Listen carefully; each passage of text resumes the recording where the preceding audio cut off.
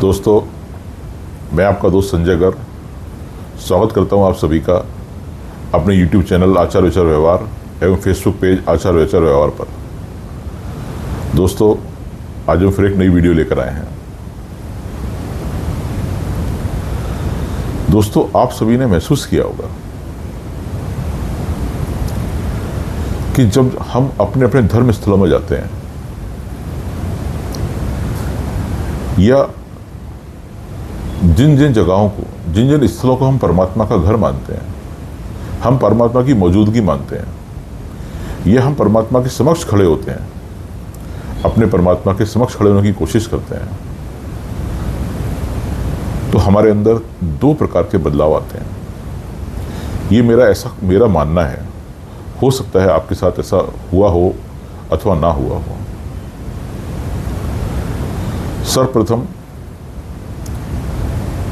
ऐसा करने पर, अपने धर्म स्थल में जाने पर, परमात्मा के समक्ष खड़े होने पर हमारे नेत्र स्वतः ही बंद होने लगते हैं। हम अपने परमात्मा के सामने खड़े होकर, समक्ष खड़े होकर उसको अपने भीतर से देखने की कोशिश करते हैं। और दोस्तों, वास्तविकता यही है कि जो परमात्मा है वो हर जगह विराजमान है और मुख्य रूप से हमारे भीतर ही विराजमान है।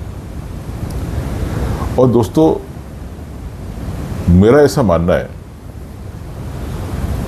कि यदि आपने अपने भीतर के परमात्मा के दर्शन कर लिए तो आपको बाहरी परमात्मा के दर्शन भी आसानी से हो जाएंगे। आप लाख बाहरी परमात्मा के दर्शन कर लीजिए, यदि आपने अपने भीतर के परमात्मा को नहीं पहचाना या उसके दर्शन आपको सुलभ नहीं हुए या उसके दर्शन नहीं कर पाए, तो बाहरी परमात्मा के दर्शन करने का कोई लाभ नहीं है। क्योंकि आपके भीतर का परमात्मा ही तो आपको दिशा दे रहा है। इसलिए यह निर्णय तो आपको ही लेना है कि आपको इसकी अनुभूति हुई या नहीं हुई। दूसरा, जब हम अपने परमात्मा के समक्ष खड़े होते हैं, अपने धर्म स्थल या अपने किसी भी ऐसी जगह पर खड़े होते हैं जहां हम मानते हैं कि यहाँ परमात्मा की मौजूदगी है, परमात्मा यहाँ विराजमान है, परमात्मा यहाँ व्याप्त है, तो अपने गलतियों, अपने अपराधों की मौन स्वीकृति हमारे परमात्मा के प्रति स्वतः ही उत्पन्न होने लगती है। हम परमात्मा के समक्ष खड़े होकर अपने अपराधों, अपनी गलतियों, अपने समस्त प्रकार की भूलों की मौन स्वीकृति परमात्मा को देने लगते हैं और उसे बताने लगते हैं, उसको बताने की प्रेरित हो उठते हैं। हमारे मानसिक रूप से हम परमात्मा को अपने अपराधों को बताने की प्रेरित हो उठते हैं और हम बताते हैं और उनसे उन किए गए अपराधों की क्षमा याचना करते हैं। क्योंकि हमारा स्वयं अहंकार हमें समाज में सबके सामने उन अपराधों को स्वीकार करने की अनुमति प्रदान नहीं करता। ऐसा करने में हमारा मन, हमारा अहंकार, हमारा सामाजिक कद आड़े आने लगता है।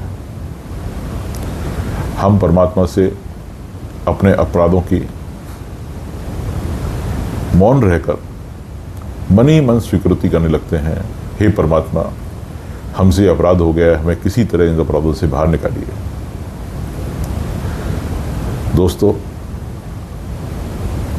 ऐसा क्यों होता है?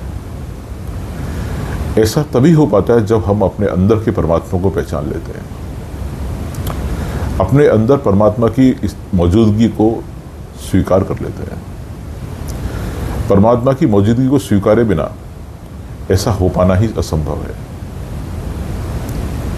क्योंकि जो चीज है ही नहीं उसे आप मानोगे कैसे? यह तो आप सभी, मुझे ऐसा लगता है कि हम सभी मानते हैं कि किसी न किसी रूप में परमात्मा इस पूरे संसार में, समस्त संसार में व्याप्त है। सबके अलग अलग मानक हैं, सबके अलग अलग तरीके हैं। लोगों के तरीके, प्रकार, मानक, मान्यताएं ये पृथक हो सकती हैं, लेकिन परमात्मा है, यह अधिकांश क्या, मुझे लगता है सभी स्वीकार करते हैं। दोस्तों, इस बात को कहने के पीछे मेरा अभिप्राय है वो सिर्फ इतना है, अपने भीतर के परमात्मा को पहचानिए, उसे स्वीकार कीजिए, उसके समक्ष खड़े होने का प्रयास कीजिए, या उससे अपने नेत्रों को बंद कर अपने समक्ष लाने का प्रयास कीजिए। जिस दिन आप उससे अपने नेत्र जब बंद करें और वो उसके दर्शन हो जाएं, तो मानिए कि उसने आपकी भूलों को, आपकी गलतियों को स्वीकार कर लिया है और वो उनको सुधारने के लिए प्रयासरत हो गया है। दोस्तों, आज के लिए बस इतना ही। मैं आपका दोस्त संजय गर्ग आप सभी का धन्यवाद करता हूँ मेरे YouTube चैनल आचार विचार व्यवहार और मेरे Facebook पेज आचार विचार व्यवहार से जुड़े रहने के लिए। धन्यवाद।